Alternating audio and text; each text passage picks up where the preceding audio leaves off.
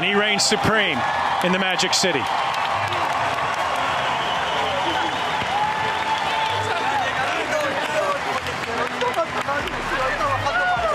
The ATP just announced their Coach of the Year nominees, and tennis fans are absolutely furious.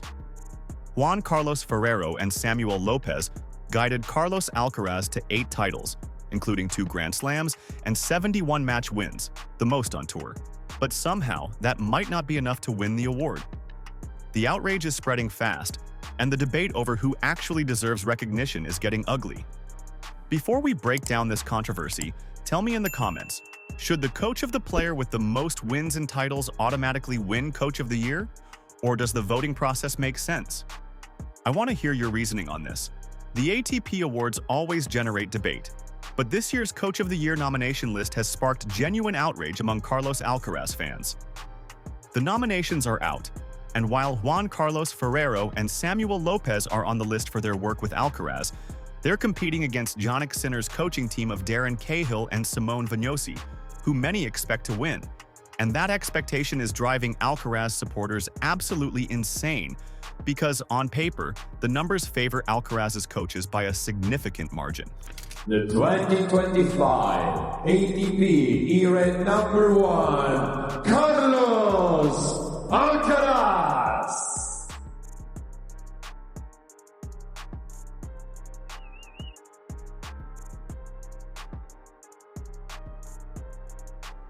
Let's start with the facts. Carlos Alcaraz finished the 2025 season with a tour-leading 71 match wins.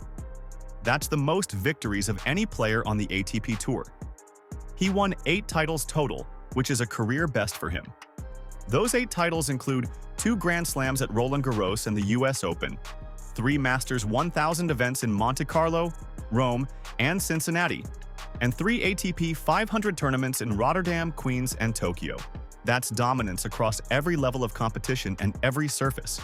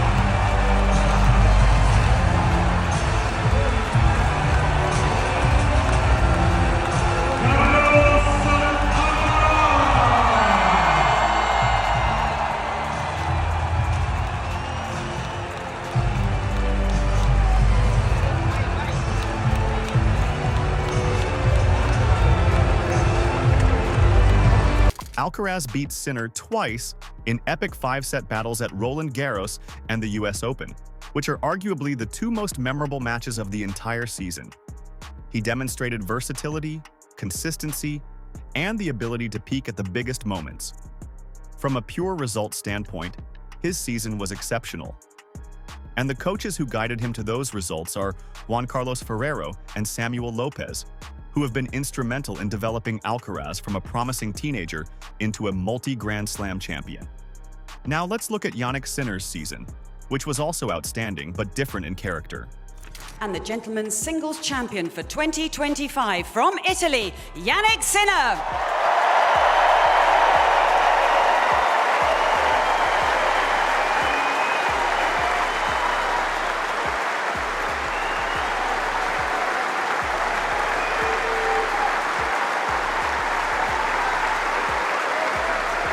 Sinner won 2 Grand Slam titles at the Australian Open and Wimbledon. He won his 2nd consecutive ATP Finals in Turin. He won the Paris Masters 1002 ATP 500 titles in Beijing and Vienna. That's a total of 6 titles compared to Alcaraz's 8. Sinner's season was brilliant, particularly his ability to win the Australian Open and then bounce back from losing that dramatic 5-set final to Alcaraz at Roland Garros to win Wimbledon a month later. Both players had phenomenal seasons. Both coaching teams deserve recognition. But here's where the controversy comes in. The ATP Coach of the Year award is voted on by other coaches, not based on some objective statistical formula. That means politics, personal relationships, and subjective opinions play a role. And based on precedent and insider chatter, many people expect Cahill and Vinosi to win, despite Alcaraz having more titles and more wins. This has Alcaraz fans fuming because it feels like their guy can never get proper recognition no matter what he accomplishes. He had the most successful season by the numbers, but he's still not going to be rewarded for it. That's frustrating, and it feeds into a larger narrative that Alcaraz doesn't get the respect he deserves from tennis institutions and media, despite being one of the most dominant players on tour. The other three nominees make the situation even more interesting. Felix Auger-Aliassime's coach Frédéric Fontang is nominated because Felix had a remarkable turnaround. He was ranked number 30 in May and finished the year at number 5. He won 3 titles and reached 2 Masters 1000 finals. He qualified for the ATP finals for the second time and made the US Open semifinals. That's a huge jump in a single season, which is exactly the kind of story that coaches love to celebrate because it shows tangible improvement. Ben Shelton's coach Brian Shelton is also nominated. Ben won his first Masters 1000 title in Toronto, becoming the youngest champion at that level in 2 decades. He qualified for the ATP finals for the first time and reached a career-high ranking of number 5. That's impressive development for a young American player, and having his father as his coach adds a nice human interest angle to the story. The 5th nominee is Benjamin Ballaret, who coaches Valentin Vachereau. This is the feel-good underdog story of the group. Vachereau won the Shanghai Masters 1000 as the lowest-ranked champion in history at world number 204. He finished the season at number 31 after starting outside the top 200. Ballaret is also Vachereau's half-brother, which makes their success even more compelling from a narrative standpoint. So you've got 5 strong candidates, each with legitimate cases. But if we're being objective about results, Ferrero and Lopez coaching Alcaraz to 8 titles and 71 wins stands out. The problem is that objective results aren't the only factor in how coaches vote. They consider things like development, turnaround stories, overcoming adversity, and personal relationships with other coaches. That's where the subjectivity comes in and where Alcaraz fans feel like their guy is getting screwed. There's also historical precedent making people cynical. In previous years, there have been situations where the coach of the player with the best results didn't win because voters valued other factors. Some coaches vote for colleagues they personally respect or have relationships with. Some vote based on which coaching performance impressed them most, regardless of overall results. It's not a corrupt process, but it's definitely not purely meritocratic either. The debate also reveals different philosophies about what Coach of the Year should mean. Is it the coach whose player had the best results? Is it the coach who showed the best tactical adjustments during matches? Is it the coach who developed a player the most over the course of the year? Is it the coach who navigated the most difficult circumstances? Reasonable people can disagree on which criteria matter most. If you believe Coach of the Year should go to the team that produced the most wins and titles, then Ferrero and Lopez should win hands down. 71 wins and 8 titles including 2 slams is objectively the best season of any player on tour. But if you believe it should go to the coaching team that showed the best strategic adjustments or the most impressive player development, then you could make cases for the other nominees. Cahill and Vagnosi's work with Sinner has been exceptional, particularly in helping him handle pressure and bounce back from tough losses.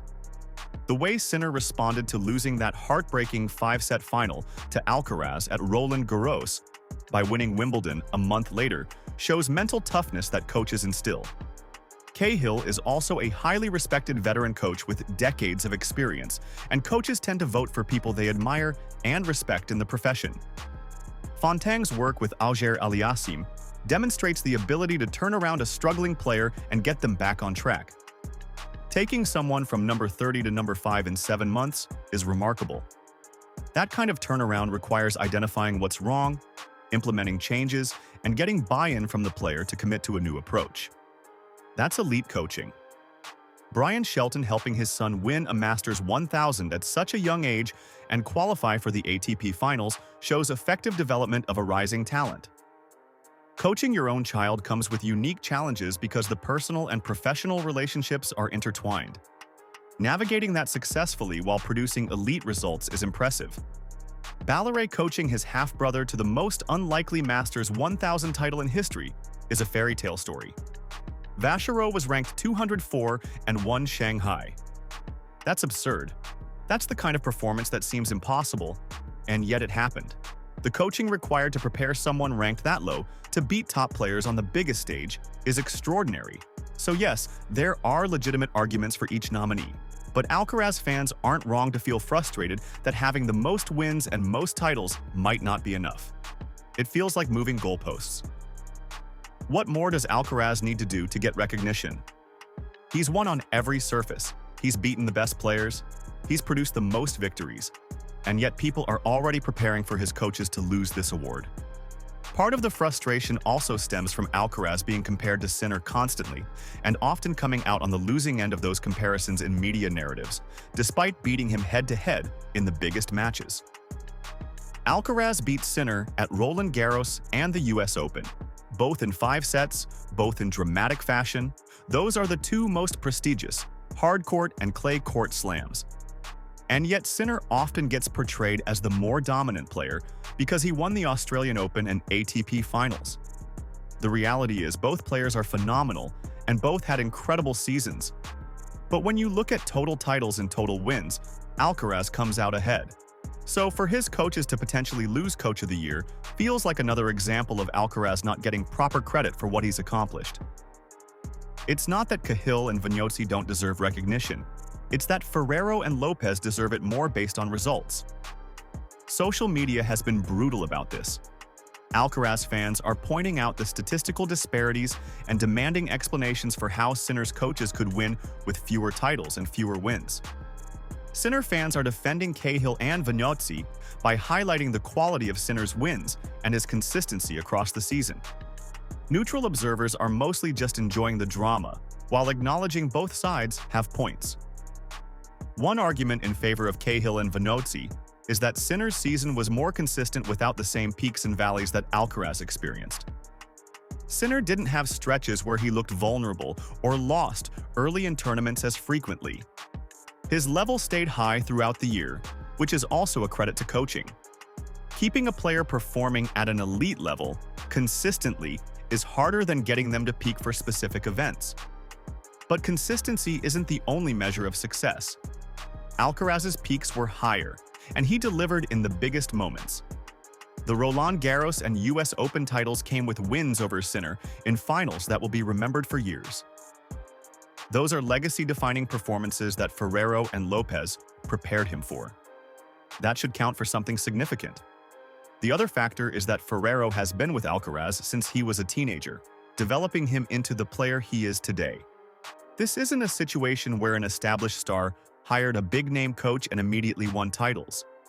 Ferrero built Alcaraz from the ground up, which represents years of investment and development. That long-term relationship and sustained success should be valued in Coach of the Year discussions. Ultimately, the voting will happen, and we'll see which coaching team wins. If it's Ferrero and Lopez, Alcaraz fans will celebrate and feel vindicated.